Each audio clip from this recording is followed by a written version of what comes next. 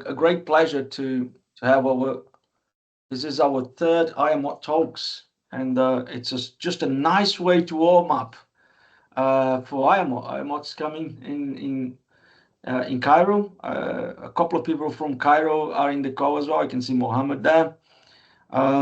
Colleagues from South Africa, from the graduate school of technology management at University of Pretoria. So very grateful for them for the support. So for those who don't know me, my name is Bruno Nunes. I have the privilege and the pride to be the president of IAMOT. And I also lead here at Aston Business School, the Sustainable Growth Hub, which is also supporting this initiative. So as I was saying, this is the third edition of the IAMOT Talks, which we usually do prior to the IAMOT annual conference. So the first one was delivered by Professor Mauricio Camargo from the University of Lorraine, then Professor Masoud Amin from University of Minnesota, and now we have the great pleasure of having Professor Nazrul Islam with a very interesting talk, Rethinking the Future of Work in the Age of AI. So Nazrul is a chaired professor of business and director of the research degrees program at the Royal Docks School of Business and Law at University of East London, not far from here, Nazrul. Yeah. So I'm currently in Birmingham here. Nazrul is in London. And he also serves as associate director for the Center of FinTech at the University of East London. We are also very, very lucky to have Nazrul in our board of directors. And Nazrul has an incredible, extensive CV. I will not be reading everything, but a couple of things that I would like to highlight is Nazrul's experience. I mean, first, his publications has published in the top journals of our area.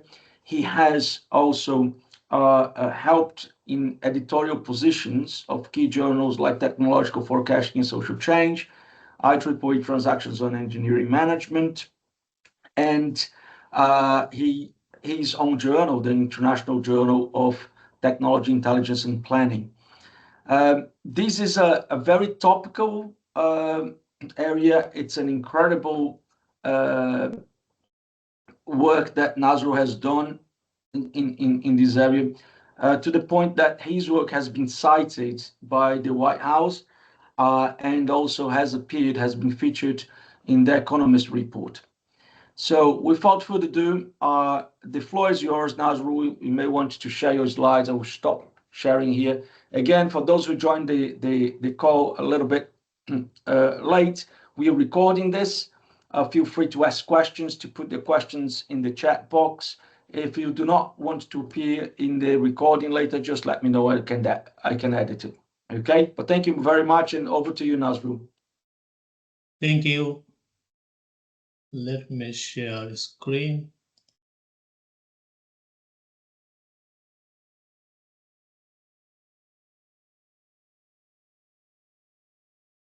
Is okay? Can you see? I can see your screen. I can see your slides. Thank you very much. Great. Okay, thank you, Bruno. It's fantastic. Thank you for inviting me. Good afternoon, everyone from London. It is my privilege to be here with you, especially IAMOT community, as well as other audience who just joined from across the world. Right, so my today's talk is titled, as you see, Rethinking the Future of Work in the Age of AI. And the word rethinking is very important in a perspective that it is not simply about adopting new technologies. It is about re-examining the relationship between technology and humanity. So between efficiency and dignity, and between automation and human potential. Right, so I am Professor Nazrul Islam from University of East London, where my research focuses on artificial intelligence, innovation, and the future of work. So today, I want to move beyond the usual narrative of disruption and ask a more strategic question. So what kind of future of work are we actually creating, right? Because we are living through a defining moment in the history of work. So AI is no longer a distant possibility of or a future concept. Rather, it is already reshaping how we work, how we decide, how we collaborate, and increasingly how we define human value in the workforce. So AI system is becoming more powerful day by day. So the real challenge, I would say, is not only technical capability, but also whether the organizations, leaders, and institutions are prepared to build systems to work that are trusted, inclusive, and genuinely human-centered. So in this talk, I will explore the detail. So let me begin with a simple point. So why this matters now? We have moved beyond the stage where AI is just a fascinating experiment, right? So AI is now moving into something much bigger, the redesign of the labor market itself. So the scale of that shift is striking, right? By 2030, we are looking at 170 million new roles being created, while 92 million roles may be displaced. So yes, this is a positive net effect in absolute terms, I would say, around 78 million jobs globally, but that headline can be misleading because the real issue is not only how many jobs are gained or lost. It is something which jobs are changed, who are affected, and whether institutions are ready, right? So at the same time, as you see, 39% of core skills are expected to change. So which tells us that this is not a narrow technology adjustment, rather it is a workforce transformation. And perhaps most tellingly, I would say 75% of knowledge workers are already using AI at their workplace, right? So the transition is not coming, it is already here. So we also see that nearly 40% of global jobs are exposed to AI-driven change, while that enterprise adoption continues already rapidly. So the strategic question is no longer whether AI will reshape the work. The real question is whether organizations can redesign jobs, trust, or skills fast enough to respond, right? So let's see from the data-centric economy perspective. So you step one step further. So what we are witnessing is not simply the rise of AI adoption. It is a shift from a data-centric economy to the emergence of the AI native enterprise. So over the years, organizations competed by digitizing processes, gathering data, and improving connectivity. But today, nowadays, data alone is no longer the differentiator. What matters now is how effectively organizations can run the data, collect the data, compute and intelligence into a new operating model.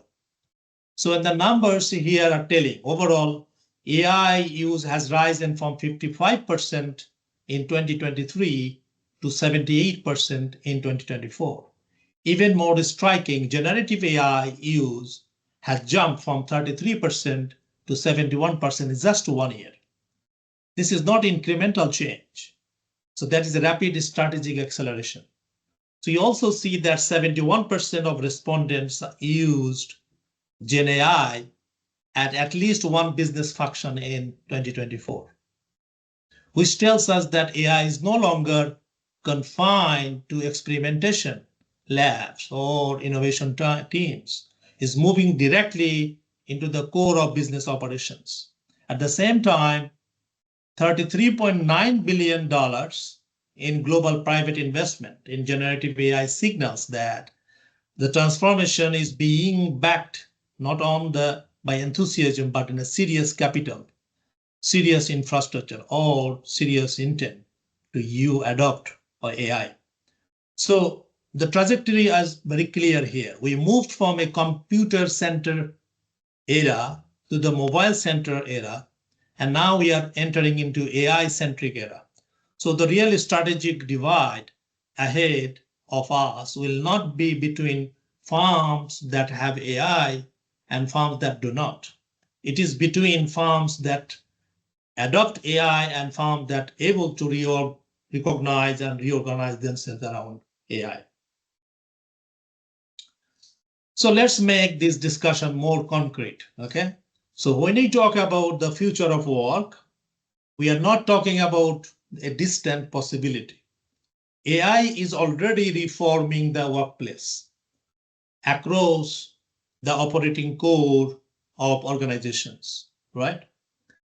We already see this in automation and service industry, where AI is taking on routine from essential tasks such as customer response, rescheduling, onboarding, and forecasting, this kind of activities. These are not marginal efficiencies, I would say. They are changing the speed and the structure of everyday work, right? So we see it in decision support, right? Where AI is strengthening analysis through faster pattern recognition, or risk identification, like scenario testing or forecasting. So AI is not only helping organizations do work faster, it is also helping them make decisions differently, right? So you also see in HR, talent and learning sector, where recruitment, employee engagement, potential training, and workforce analytics are increasingly being shaped by AI-enabled systems. So that means the workforce is not only being managed differently, but also is being developed differently. So if we think about safety and space sectors, where sensors, security screening, and occupancy analytics are changing how offices, facilities, and operating environments are designed and governed, right? So the shift we are witnessing is practical, is structural, and we can say already underway. So, and that's why I would argue here that the most important pivot is this: we must move from thinking of AI as a replacement to understanding AI as a co-worker, because the organizations that will lead in the next AI era will be those that learn how to combine machine capability with human judgment, human adaptability, and human purpose. Okay? So let's see the four major shifts that are reshaping work at the age of AI. So number one, the signal from practice is already very strong. So 80% of leaders expect AI to reshape value creation. So this is a remarkable number, because it tells us that AI is no longer being viewed as a back office tool or a narrow efficiency mechanism. At the same time, 60% say current data quality is still not AI ready. So while ambition is so high, the first bottleneck is clear. What is that? Organizations cannot scale intelligent systems without stronger data foundations, right? Second thing is we are seeing the shift toward automation, where routine administrative work, and the service tasks are moving very fast, because these are the areas where AI can deliver speed, efficiency, scale, consistency, and more quickly. So number three, and this leads us to augmentation. So what we see, if augmentation expands, the human role becomes more focused on what AI still cannot fully replicate, like judgment, like empathy, like contextual understanding, right? And number four, capability renewal. So 82% has already changed with workplace AI, the skills. Then reskilling can no longer be treated as a occasional HR initiative, right? So it must be part of the organization core structure. So the same pattern in the HR itself, 75% of HR teams are already using AI in recruitment and hiring.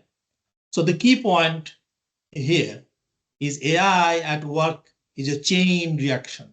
On the right side in the slide, you can see. So better data enables automation.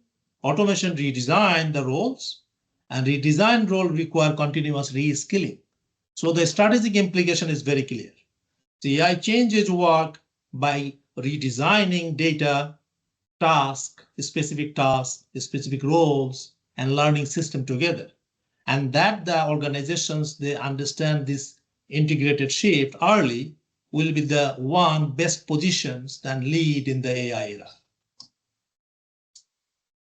Let's see the black box problem in the artificial intelligence in the workplace. So what is that? AI cannot interpret what the data never captured. So AI always based on the data input, right? And that is exactly why worker judgment still matters in AI in our decision making.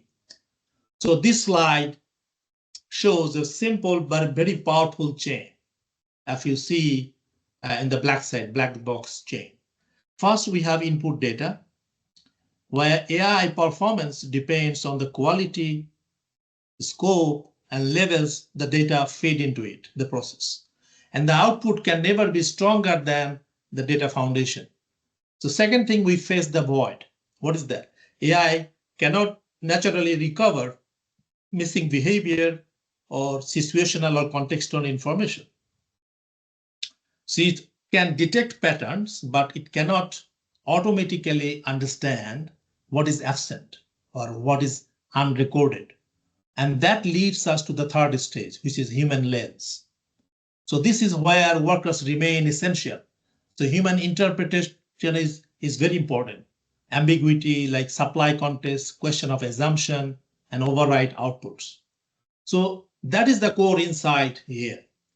So what is the core insight? AI cannot fill in what the data never captured. So when context is missing, the model may still generate an answer, but that does not mean that it sees the full picture. And that distinction, I would say, becomes critical in a high-stake workplace decision making. So the future of work is not AI alone. It is AI plus human interpretation, right? So if you can think about AI can scale pattern recognition, speed, consistency, we agree that, but humans are still needed to handle exceptions like ambiguity, ethical trade-offs, or incomplete context, what is missing. And that means governance cannot be passive.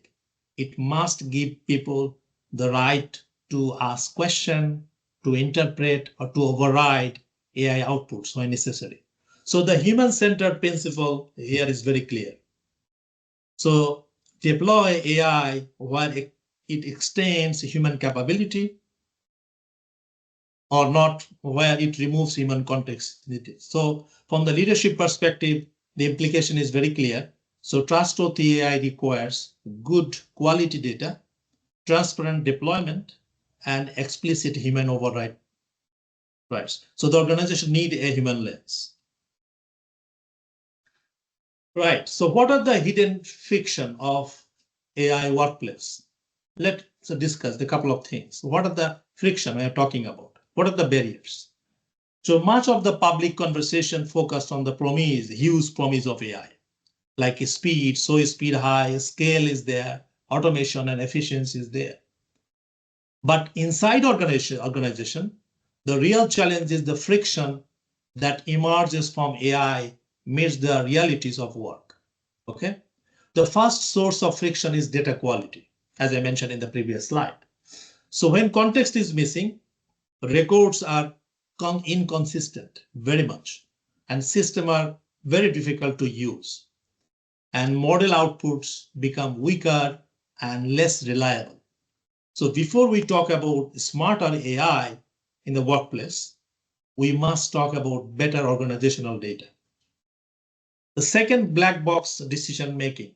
Okay, so black box decisions. So less transparent a system is, the harder it becomes for a worker and managers to trust it or explain it. And third is security and privacy. So all organizations move forward towards cloud AI or expand digital infrastructure like. So they also expand the governance of risk.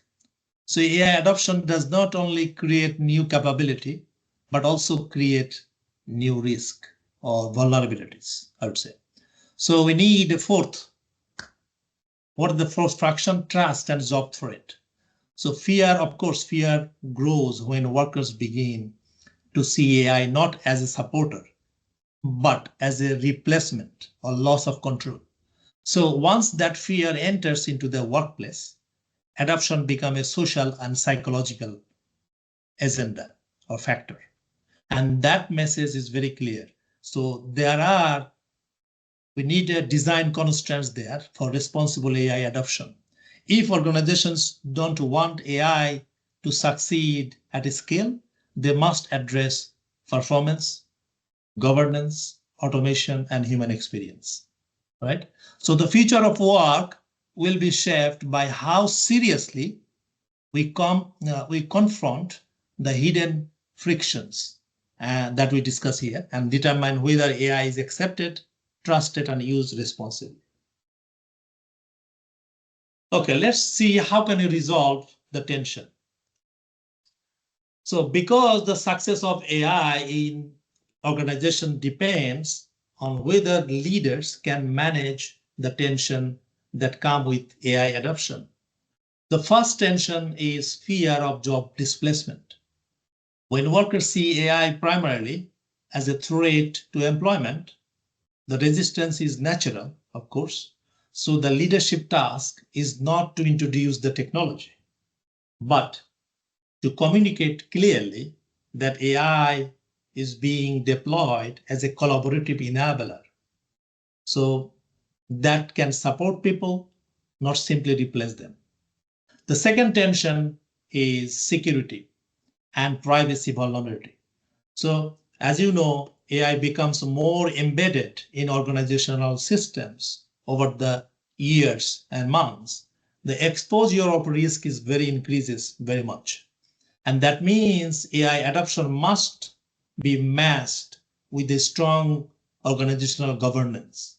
So that means advanced security protocols, communication, and a serious commitment to protecting sensitive data. And what is the third tension? The third tension is AI's steep learning curve and its growing data requirement. Because AI work is mostly dependent on data, quality of data, and then input. And this system do not create value automatically. So they require regular updated data, capable users, and organizational routines that allow learning to happen continuously. Okay, this is why regular data updates, training sessions, and capability building are the most foundational requirement. So the real challenge is whether organizations can integrate it into responsibly, securely, and with the people on board. I mean, the workforce, So that's why I would frame the answer is very practical terms like communicate transparently, protect rigorously, and train workforce continuously. So because AI will not simply reward those who adopt fast, rather it will reward those who prepare their people to use it well ahead of time. So that brings us a powerful reality message at this moment. AI will not replace people, but people who use AI effectively will increasingly outperform those who do not. So here is I'm sharing a research lens of worker and AI coexistence. And this work has been cited by White House in 2024, and it was included in Joe Biden's economic report, President's economic report published by White House. So what is important here is that this is grounded as an emerging evidence that helps us understand how workers and artificial intelligence can coexist more effectively inside organizations. So in this slide, it highlights 4 core themes, as you see. The first is distrust. Workers, of course, they resist workforce AI when it is experienced as a job threat. This is very natural. But at the same time, trust is central to whether AI is accepted or integrated successfully. The second thing is augmentation. So AI most likely to gain acceptance when it clearly amplifies worker abilities rather than replacing them. And the third theme is capabilities. What is that? So worker AI coexistence, they require more than technical literacy. It depends on the combination of technical, human, and conceptual skills that we identified in this work. Okay, so this ability to use intelligence system, interpret output wisely, and apply judgment in context. The fourth thing is reskilling. So the symbiosis between workers and AI is not static. It depends on continuous upskilling, adaptation, and learning over time. That means the capability renewal must become an ongoing organizational priority, not a one-off process or response. So what this research ultimately tells us is something very important. And the key challenge is not choosing between human or machine. The real challenge is designing a symbiotic relationship with clear boundaries, learning loops, accountability, or mutual collaboration between human judgment and machine capability. So now let's bring these ideas together into a simple but powerful way, what I call 3-pillar AI coexistence framework in the AI era. So when we discuss the future of work in the age of AI, the conversation becomes very much focused on technical skills always, like coding. AI means system use, data handling, or adoption, right? Of course, these capabilities are important. I do not agree. I agree that. But without technical fluency, meaningful participation in an AI workplace is very much difficult. But technical skills are only one pillar, right? The second pillar we identified here, human capability, which means emotional intelligence, collaboration, trust building, communication, or ability to work with others in an environment of change. So these are not secondary skills. So in many cases, they become even more valuable because AI takes over more routine and standardized work or task. So what is the third pillar? Is a conceptual capability. That means creativity, judgment, or critical decision making. So this is where human beings continue to hold a decision advantage. So that's why true worker and AI coexistence does not emerge from a technical fluency alone. It comes from the combination of all three: technical, human, and conceptual strength. So the question for organization is not simply how do we make people more technical? The deeper question is here: how do we design work or capability and leadership so that people can bring technical confidence, human intelligence, and conceptual judgment together, right? So let's move on. The perpetual race. How can we reimagine the task design?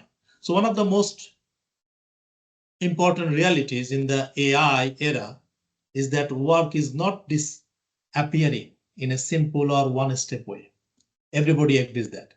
What is happening is more dynamic because the first shift is that tasks move on to AI, like routine work, repetitive work, codifiable work. These are usually displaced fast because these are the activities machines can easily execute with very high speed, consistency, and scale.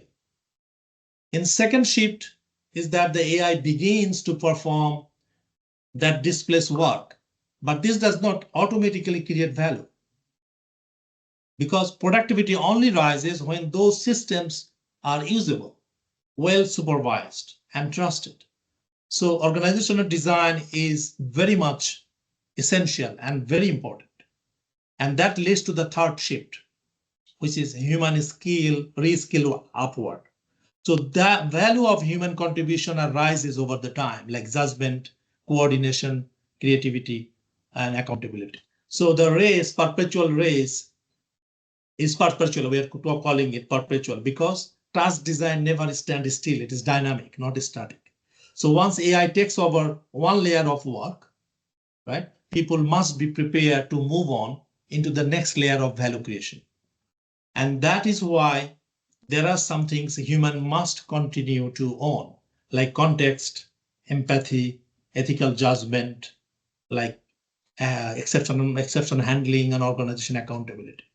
So the future of work is not simply about replacing tasks, what we understood from here. It is about continuously redesigning the boundary between machine execution and human contribution, right? So the next phase will be the one question, what should humans now move up to the better, more wisely and more greater impact? Let's see. So here are the propositions we have formulated, right? So I want to bring the argument together here through the propositions of work and AI coexistence. If the organizations want to succeed in the AI era, the real challenge is strategic, human, and organizational. So I would argue that AI-ready organizations win by doing three things at once. They reduce fear, they design complementarity, they invest uniquely human capability. The first proposition is human friction, right? Where distrust rises over the time when AI is perceived as a replacement threat rather than support system, right?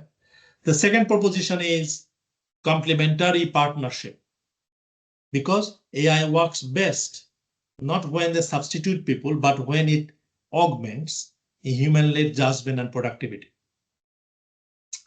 And third proposition is human mode. So technical fluency is necessary here because it is no longer enough by its own, but AI capability rise over the time, and then value of human strength rises with emotional intelligence, creativity, and ability to make conceptual synthesis.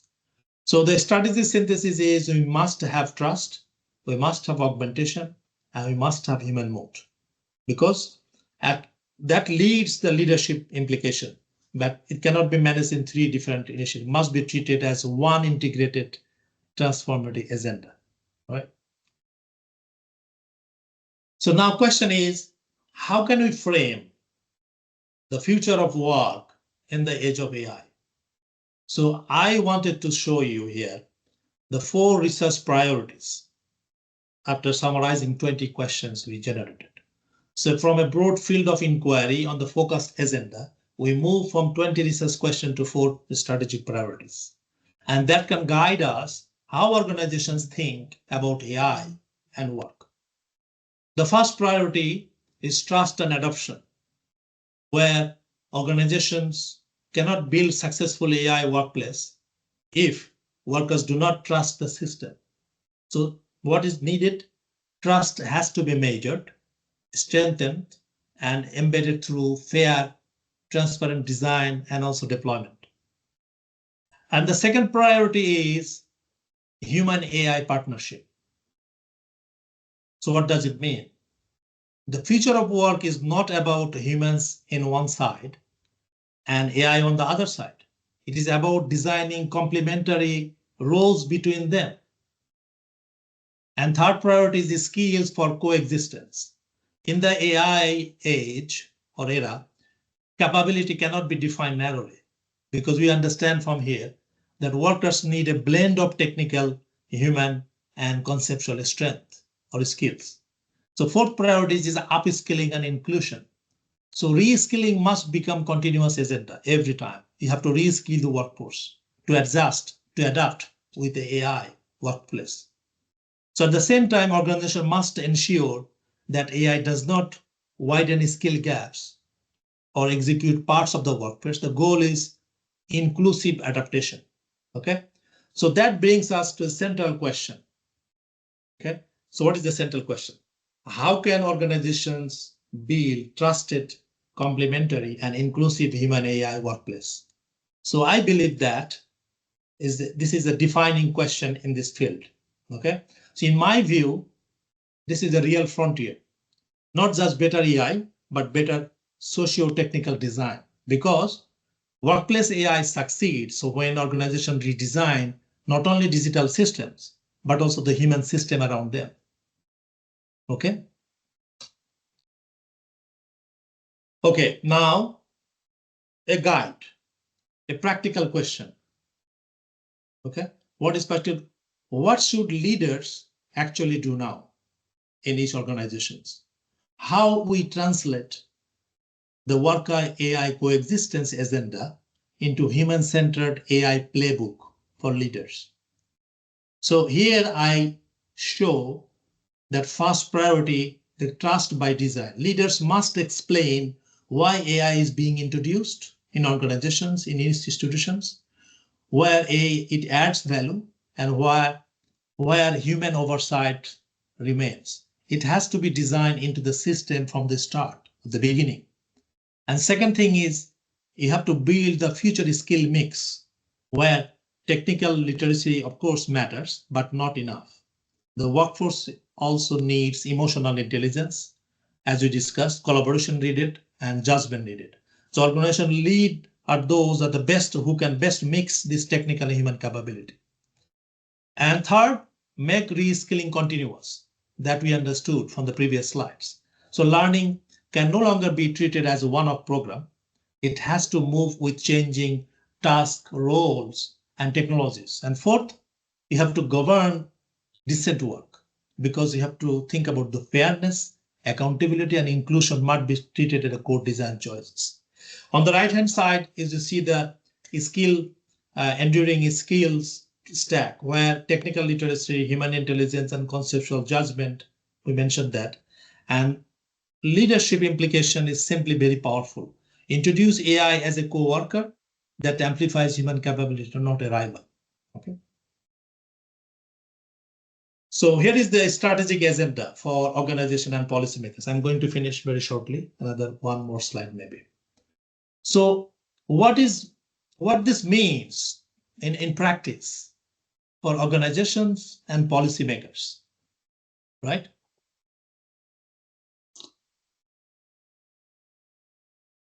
Here I wanted to frame the central point. Is very simple here. The message is future of work will be shaped by design choices, not by technology alone, right? This is why the agenda must begin with continuous reskilling and upskilling.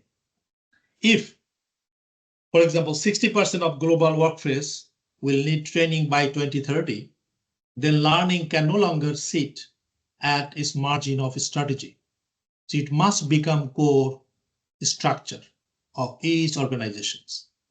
Second thing is we must design AI system to enhance human work. Okay, the real opportunity is to use AI to raise productivity while also we have to preserve human judgment, responsibility, and value. Number three, organizations need to strengthen transparency, data integrity, and governance that we discussed in previous slides. Because without trust, accountability, and reliable data foundations, AI adoption will remain very fragile. Okay. Number four, organization strategy must be aligned with decent work, inclusion, and accountability. The question is whether AI transformation is fair, sustainable, and socially responsible. And number 5, we need to build a resilient, human-centered ecosystems where education, business, and policy across with this ecosystem. And this requires, obviously, a coordination across institutions, right? So the policy priority is also clear here. The message I want to leave with you is that organizational strategy and public policy must move together if artificial intelligence is to support productive employment and decent work. So the winners in the AI era not simply be those who adopt the most advanced technologies, rather the winners will be those who make the wisest choices about how those technologies serve people, work, and society. Right? So let me close with a final thought. The future of work will be won by human-centered AI. So the organizations that lead in the AI era will not be those that simply adopt more technology. Rather, those organizations are using AI to strengthen trust, expand human capability, and design better work. Because this is not only about a smarter system, it is about wiser choices. Thank you very much, and I look forward to your discussion. Any questions? Wonderful. Really good, and research Thank there, you. Thank you. Nazrul. That was Absolutely really good amazing. and comprehensive. Yeah. Let's open up for questions now. Let me just see who got their hand up. I think I see Mohammed. Yeah. Thank you, Professor Islam. Thank you, Bruno, for this very fruitful discussion. I believe the challenges are far beyond what we are thinking now. Usually, we are working in a mode of human-machine collaboration, and this collaboration led by human until we faced this inflection point of the artificial intelligence. Now, the future it will be also human machine collaboration based on human machine collaboration. However, the machines will lead this. Machines are getting smarter, and very soon I would say we might face or we might witness singularity. That's why we need to rethink and redesign everything, starting from our education system, because reskilling, upskilling is very challenging. I'm sure that Professor Islam aware of reskilling revolution initiative led by the WEF in 2022 to reskill 1 billion people. And for what jobs? Actually, this initiative has failed, unfortunately. And if we are thinking all the time with this kind of pace or this pace of development, uh, how we could or what could be the number of people who could be under a program of upskilling or skilling, and what about the other community? Actually, we are here talking about the people who has skills to deal with smarter machines and working in elite sector, in elite business organization. What about this another social issue that what about the people with low and middle skilled labor? They are the base of the pyramid, and leaving them behind. Thank you, This Mohammed. Can we just get the final question, the summary question? I think How can we you need keep up with we the need to redesign everything continuously, non-stop. The pace of development is beyond or outpacing any traditional or even any progressive thinking, okay? starting from the education system. Thank Okay, you. thank you. So, Nazrul, I had a very similar question. I think it follows up on what Mohammed is saying. Great. But I'll be very brief. And how do you see the roles of universities in this process? Because I think I agree with Mohammed that the nature, the scale, and the speed of reskilling people will be very demanding. And how do you see the higher education sector helping in that? It's a very fantastic question. And also thanks, Mohammed, for coming up with your nice comments and questions. I think I grabbed that information from Mohammed and also Bruno. So yes, as I said to you, organizations, if it is public sector or private sectors, all matters, because as we understand, so people are saying that AI is replacing is job threat, a lot of things, a lot of hype is around. But what we say from our research, and that was cited in White House, is picked up, because we give different ideology. Because we say it is not replacing, it is rather coexisting, right? And now if you want to coexist, I mean, but the priority to work are the workers, current existing workers. How can we work with them if artificial intelligence is going to be adaptive and going to be adopted by organizations? What roles organization can do, what universities can do. So as you see clearly that I mentioned clear things, human skills, technical skills, and conceptual skills. So these needed to be coordinated. And for that, we need upskilling and reskilling of existing workforce. And everybody can play a role, like private sector organizations, they can come up like business model to do upskilling, reskilling people, like courses, like technologies, know-how, learning, technology by doing, how can they learn more to understand algorithms, to understand how AI works, how we can play with, how we can adjust ourselves, because our skills is traditional level qualification, right? So universities play a big role here. They have to do, because in the coming era, we must train our existing workforce wherever you are, wherever you're in a small, medium industries or in a big organizations or private or big research institutions, government level or something. We must reskill and upskill people or workforce, existing workforce, rather than replacing them or displace them. So what we need to do, we need to come up a business model that we train existing people, because based on the sectors, different sector, electronic sector, manufacturing sector, different thing. So universities should come up that kind of practical gathering, I mean, skills, train skills, not only within the organizations, but also they can come up with like a apprenticeship program. They can invite industry people to join and learn that, and only that can bring in adjustable workforce who can work together to reduce the skill gaps and to exclude the part of workforce. Because as I said, it should be inclusive adaptation, right? Well, yeah, fascinating. It's really interesting sites there, Nazrul. Let me turn to the chat box here, and we have a couple of questions. So we start with Caleb's question, which it drives very much into this humanistic approach that you've been calling upon.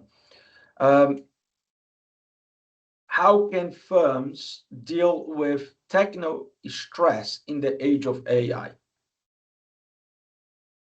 Yes, so when we talk about stress, of course, it is, as I said, AI adoption is not going only technology alone. It has to be human participation, human judgment. I mean, the soft skills, these things is required. Is only technology cannot do anything. So we need to trust. So we need to design human-centered AI design. Like we need to do the full skill mix. We need to build that system. So technical literacy matters. Technical literacy needed. Okay, but that is not enough. What I wanted to emphasize, the workforce needs emotional intelligence, collaboration, and judgment. Because what AI come up with the decision making, okay, that is not complete, because you can see the decision making of AI comes from the input data, what data you put it. But still, human interpretation is required, because human judgment creativity, critical decision making is required to make it more successful adaptation. So that's why in the age of AI, those firms are very much used to ahead of bringing and building the full mix of human conceptual, human and technical skills. They will be the ahead of in the race, in AI race.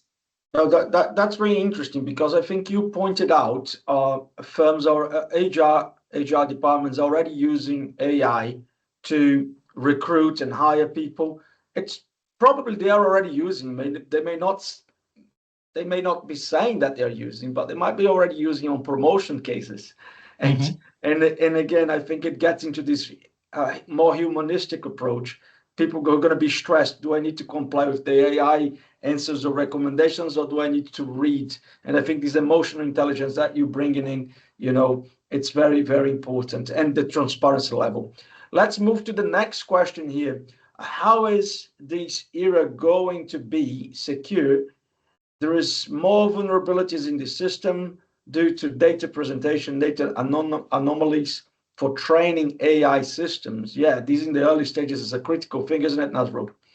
Yeah, so of course, as I mentioned to you, because a lot of things will happen in the data. So the question is, you have thousands of data available in the sky, in the cloud, right? So you need to make sure what data you're using. Is it raw data? It is a quality data. You need to purify the data, reliable data, trust it, and make it, because whatever input you will give in the system, in the AI, so decision making will be that quality. If you give poor quality of data, okay, untrusted, not rectified or refined, then you will get that result, that level of result. If you purify, if you make it very high quality data, all the information are here, behavioral experience, scenario, all things before inputting into the AI system, then you will get the good output. So it is important how you present your data, how do you make the quality data, so this is very important, and that is required a workforce trained to understand the data science, data analytics, data science to play with, so that if the data quality is higher, you will get the higher good output from the AI, because that is important. Yeah, really good. So thanks, Prince Apia, for that question. Let's move to the third question in the chat box from Alfredo. Can we start calling AI, or a conceptual question, really good one. Can we start calling AI augmented inference? It is more realistic. So rather than intelligence still belongs just to humans, and what are we calling AI it's inference, just gets to logical conclusions, but doesn't hold the human intelligence. What do you think about that? I mean, augmentation is important. Of course, I mentioned clearly when we talk about the different major shift, reshaping the work in the age of AI. So automation, of course, we require routine administrative and service tasks is moving fast, okay? And because AI, of course, deliver the speed, consistency, and scale for most quickly. But that leads us augmentation, because if automation expands, then human role becomes more focused on what AI still cannot fully replicate, because AI does not have that kind of skills like augmenting, like judgment, human judgment, like empathy, like interpretation, like contextual understanding. So we need augmentation. That's what we're thinking about. That skill and trainership we require. Very good. Let me open up the mic for Tanya. Tanya, is still there? There's a question. There was a hand. Yeah, there was a hand up. Yeah. Oh, yes. Also, I wrote to the chat box also. I think all you are well. It's very enjoyable time we are here together, and very nice presentation from Professor. It's very, very admirable and very, very respectful. We are developing an AI-driven business model for our organization, and saying our organization is also a very huge organization. And our critical challenges, we have listed that the acceptance of this AI-driven business, both among the employees and also across the organization as a whole? And to what extent should we prioritize or transparency in the design and deployment of this AI business model in order to achieve internal acceptance? Because social acceptance is very important for the organization. And how should we actually define the transparency in this context? Thank you. Wow, this is a great question, I would say. It's a lot of room for discussion, I would say. Yes. So, number one, we should prioritize transparency very highly, okay? But not as an abstract level principle.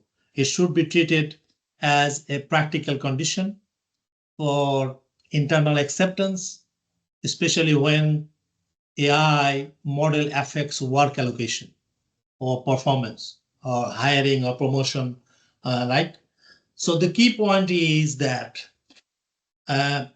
internal acceptance usually does not depend on employee understanding the full training technical architecture, I would say. It depends on whether they believe the system is fair or understandable or challengeable or aligned with their interest, right?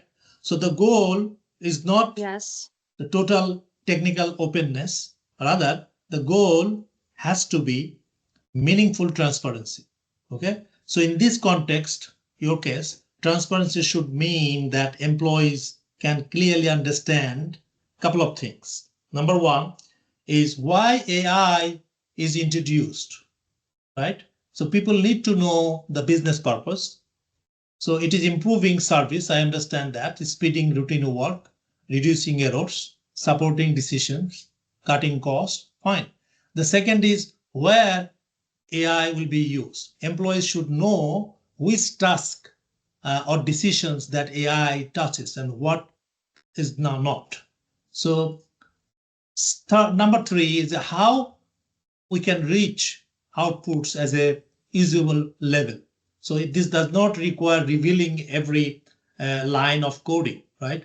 It is something explaining in plain language and then what inputs are there and what patterns it looks like and what kind of recommendation or action it produces, right? Another thing is what data, because what data we need to rely on.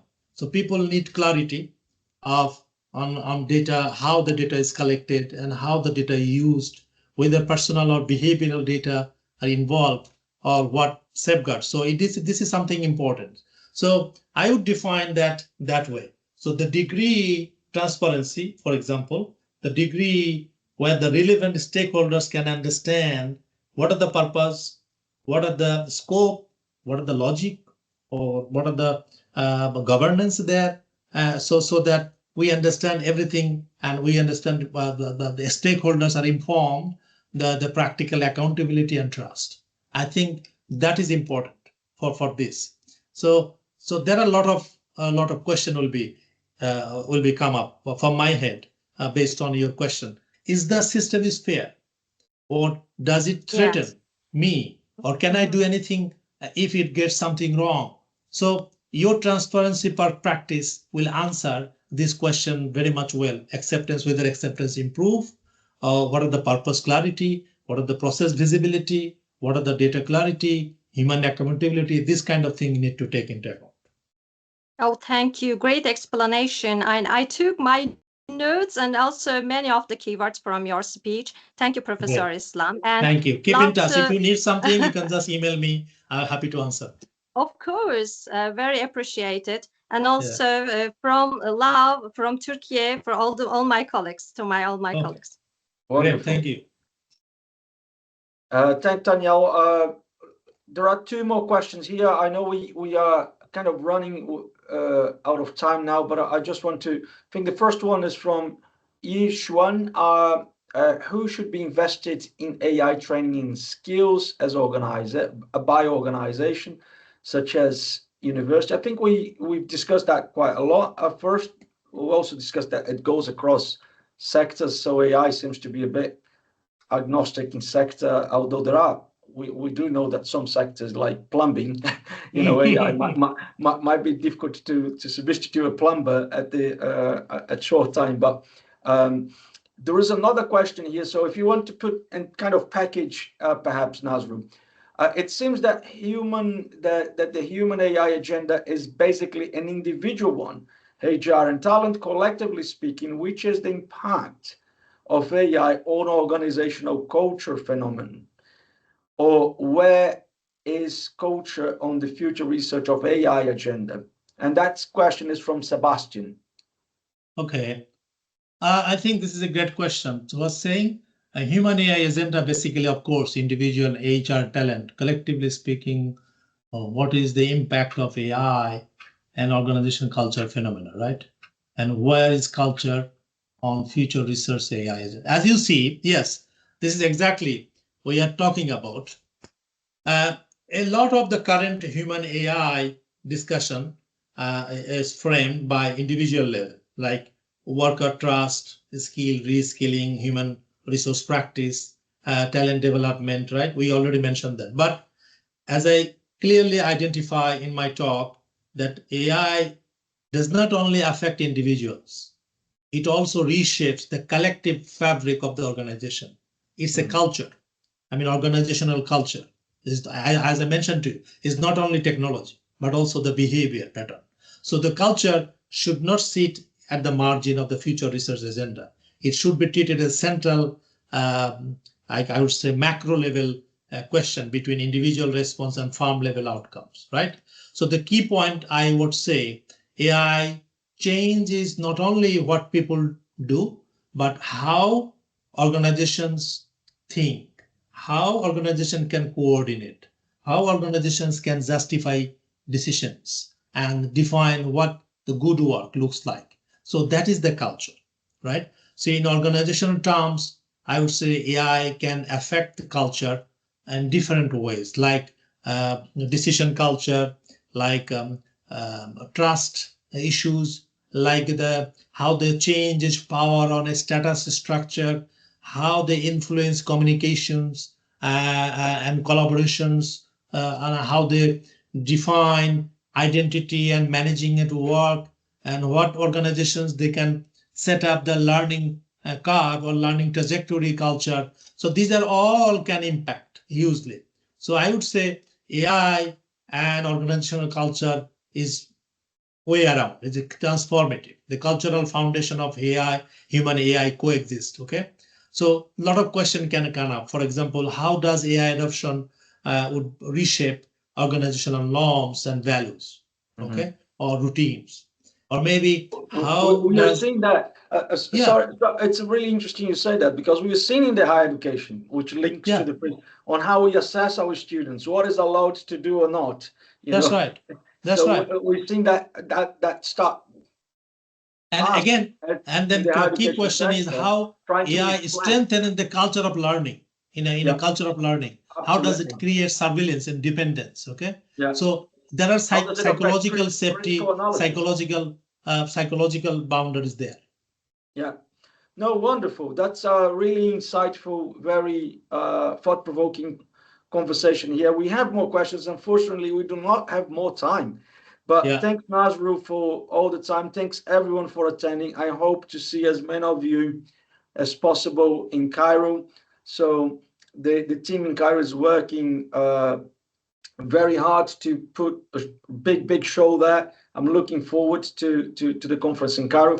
I must also thank Dr. Alice Chan from the Graduate School of Technology Management for supporting this. So thank Alice.